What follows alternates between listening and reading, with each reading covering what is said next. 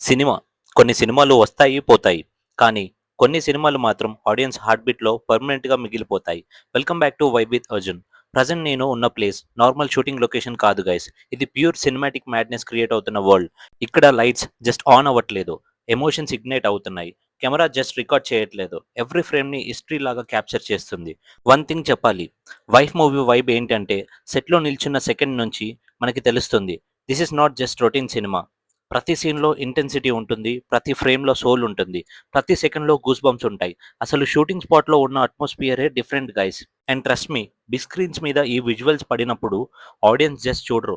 Literally cinema లోపలికి వెళ్ళిపోతారు. ప్రతి ఫ్రేమ్ థియేటర్ స్క్రీన్‌ని షేక్ చేస్తుంది. ప్రతి ఎమోషన్ హార్ట్‌ని హిట్ చేస్తుంది. ప్రతి మూమెంట్ ఆడియన్స్ మైండ్‌లో లూప్‌లో తిరుగుతుంది. Mark my words guys, release అయ్యాక సోషల్ మీడియాలో రివ్యూస్ కాదు, రియాక్షన్స్ ఎక్స్‌ప్లోడ్ అవుతాయి. Because wife is not arriving just like a movie. It is arriving like a cinematic storm.